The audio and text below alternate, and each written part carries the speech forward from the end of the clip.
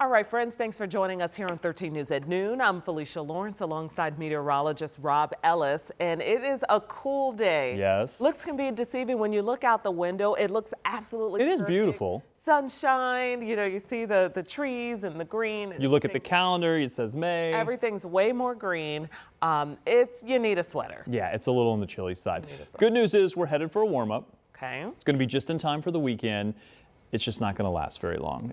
We're going to see a little bit of a setback here. Temperatures will cool back down. So let's talk about this chance for showers that's going to be rolling in. This will arrive a little bit later tonight. In the meantime, until that gets here, we're going to be watching temperatures. Temperatures currently into the 50s. The Meridian Hills site there hasn't quite caught up yet. 40 is what it reported earlier.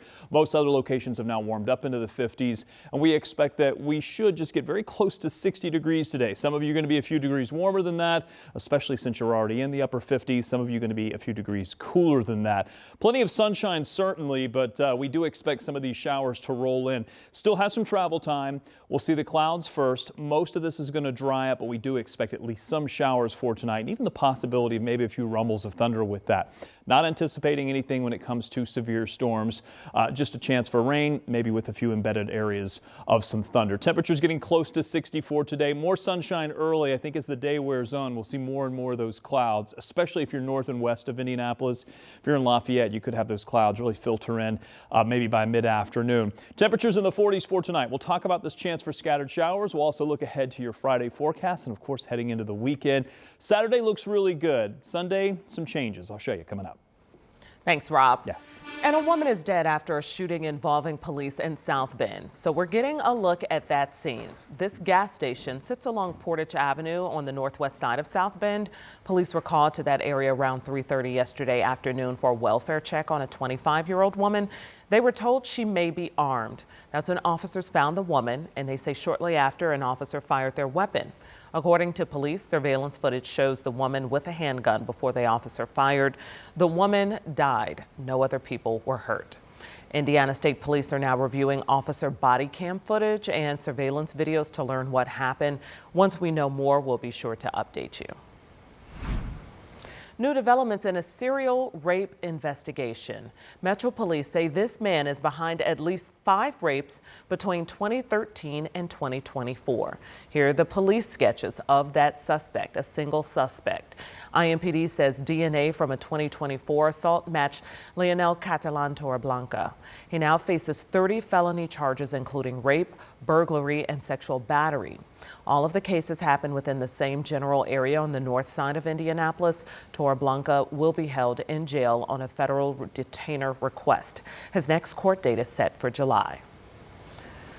We're seeing more fallout following a deadly shooting at a prom after party, and it left one woman dead and 2 others hurt at a north side rental home. Alex Almanza shows us how neighbors there are working to address the issue.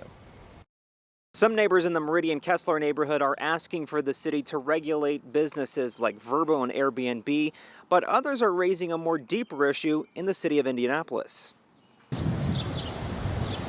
This near Northside Church is the backdrop for a very serious conversation Wednesday. Neighbors, family, police, and city leaders all gathering for one purpose: to prevent Sunday night from happening again. Over the weekend, a post-prom party at a house on Park Avenue escalated to gunfire. Now, new questions are being raised about the short-term Airbnb rental property owned by a Fort Wayne-based investment group. This rental was never formally registered with the city. Wednesday's meeting gives neighbors a chance to weigh in on ideas to regulate rentals within reason. Councilor John Barth says he already knows where to start. I am starting an internal work group that's going to go through A to Z, every single element of the state law, every single element of the city's process for registering short-term rentals. Right now, the only reprimand for not being on the registry: they can get a civil fine, and that fine can be escalated to the point where they are no longer able to be registered and lose their ability to do business within the city. Media were allowed to attend Wednesday's meeting, but organizers asked that no video be recorded. Inside, resident Angela Jones had a real talk with everyone, saying there needs to be a refocus. We're worried about a registry for Airbnb, but it's bigger than Airbnb. She's lived here for 4 decades and says the bigger question is about the access and availability of guns. They're teaching us to go overseas and fight, but the war is here. It's here.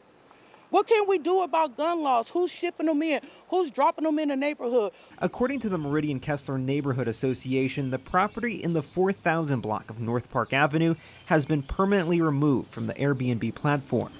In Indianapolis, Alex Almanza, 13 News.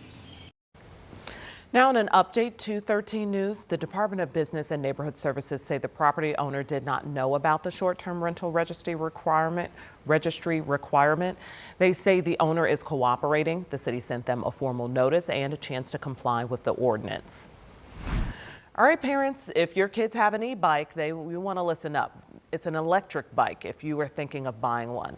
Doctors are urging you to buy safety gear with them, and that's due to an increase in patients with traumatic head and brain injuries.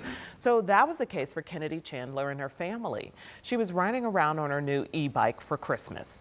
On Christmas, I should say, and her last lap took a turn for the worst.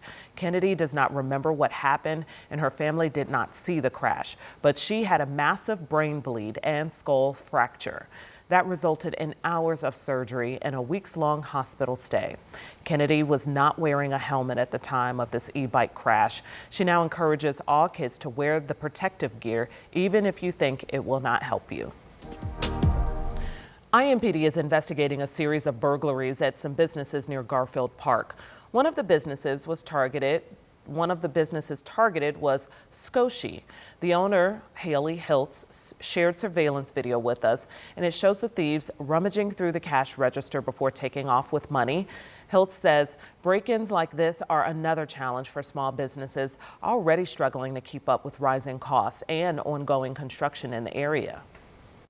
And we're trying to live our life, trying to pay our staff, pay our bills that are increasing and food costs going up, and still create an experience for you all. And Scotia was not the only target. At least 2 other nearby businesses were also hit, and that includes Porky's Pizza, where employees say thieves stole hundreds of dollars, and Parkside Public House. Well, a once popular Mooresville restaurant is giving fans the chance to own a piece of history. Hundreds of items from Gray Brothers Cafeteria are up for auction. Last summer, the restaurant announced plans to close its doors with hopes of reopening in the future. They're auctioning off cooking appliances, tables, chairs, and decorations. The auction is open through May 15th. We have a link at WTHR.com.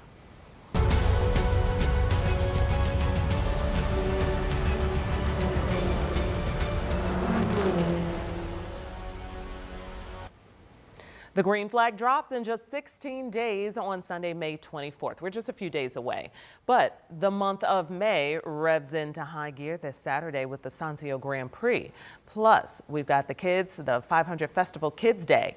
Our own Lindsay Monroe will MC the Rookie Run, per usual. Both of those events will be downtown. We've got the details about Kids Day and Rookie Run on WTHR.com.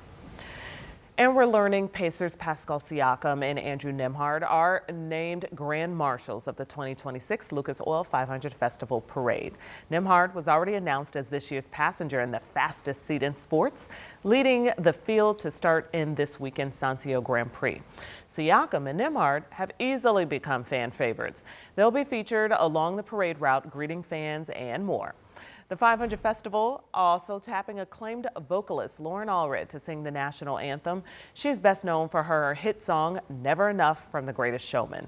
And Indiana native Ephraim Owens is joining Allred to sing a cover of Journey's Don't Stop Believin'. The parade is Saturday, May 23rd, the day before the race. Starts at noon. And of course, we're your home here. We have you covered all your pre-race and post-race coverage right here on WTHR Channel 13. We got all the big events. We'll walk you through it as we do every May.